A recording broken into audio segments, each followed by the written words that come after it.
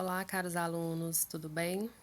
Bom, cá estou novamente, tá? Só que agora para fazer a explanação das 5 questões de filosofia que vocês responderam no nosso último questionário do dia 21 de maio, tá bom? Então, eu trouxe aqui mais uma vez um resumo com foco no assunto, onde nós vamos, dentro dessas 5 questões, fazer uma abordagem sobre as principais características, o que defendia o filósofo Nietzsche, tá? Só para a gente fazer de uma forma no aparato mais geral.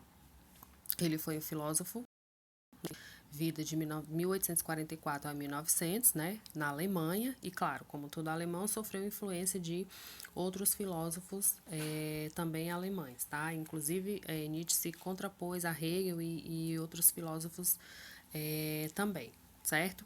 Então, dentre as suas características, eu trouxe aqui para vocês, ó, onde é citado o niilismo, que é muito colocado dentro do que Nietzsche defendia, né? Segundo ele, era a negação de qualquer valor, né? E esse valor que muitas vezes as pessoas vinculam como algo sobrenatural, e ele faz justamente essa desvinculação, né? Ele coloca o termo da negação, só que de um caminho por um viés mais diferente, tá certo? E aí a gente vai fazer também a abordagem da filosofia em si. Então, eu trouxe aqui para vocês um resumo, tá bom?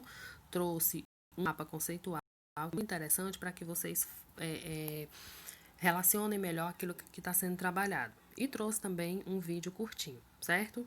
Na primeira questão, ele traz o seguinte: ele pede para que, dentro da obra de Nietzsche, o que a gente pode colocar como o valor, né? O que ele coloca da importância ou da relação ou da não importância desses valores. Que para Nietzsche, gente, não existe papel para a razão na compreensão desses valores. Ou seja, não existe uma justificativa para que você tenha um determinado valor e você aplique a sua vida, tá?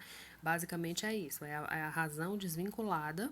Não existe um papel que embase, que justifique a compreensão e a justificativa de alguns valores, tá bom? Então, o item E vai responder a minha primeira questão.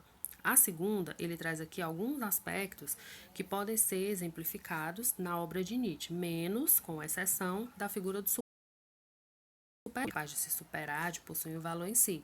Para Nietzsche, como é que eu posso colocar? Essa capacidade de superação, essa resiliência, não acontece. Então, a gente pode usar o exemplo aí do super-homem como algo que se contrapõe ao que Nietzsche defende, tá bom? Na terceira questão, ele traz a morte de Deus, né, que é um conceito muito trabalhado na obra de Nietzsche. E aí o que ele diz dentro desse conceito? É o que vai me responder o item C, onde a morte de Deus implica a perda das sensações sobrenatural dos valores.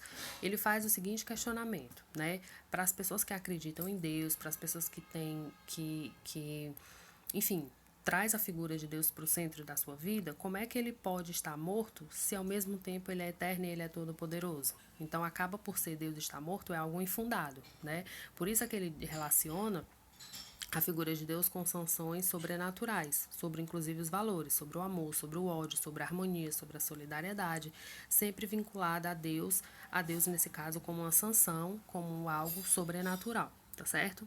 Na quarta questão, a gente tem aí, como eu falei no início, né? Hegel era outro filósofo, sociólogo, filósofo alemão, que Nietzsche se contrapôs, né? E reconheceu também o filósofo Tales de Mileto lá nos primórdios da filosofia, né?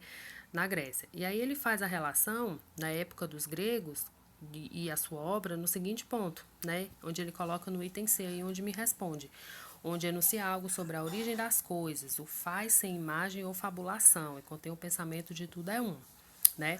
É a origem das coisas, é a forma mais natural, tá? Sem imagem ou fabulação, e aí contrapondo-se a ideia de mito também, tá certo? Já que a gente está falando de relação da obra de Nietzsche com o início da filosofia, tá certo? E por fim, a quinta questão, eu trago aqui alguns filósofos, os quais se relacionam diretamente a ética cristã, né, como moral dos escravos, como a aplicação dos valores. Aí, no caso, ele coloca como pauta o cristianismo, como o fato de ainda, só acrescentando aí essas colocações que já são que foram postas, né?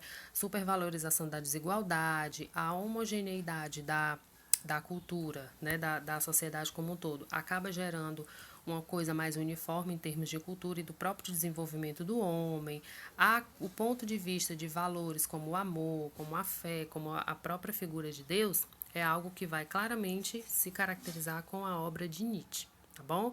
Então, explanação das 5 questões, onde vocês vão poder acessar à vontade e relacionar o que vocês marcaram lá no nosso questionário de ciências humanas, tá bom? Até a próxima!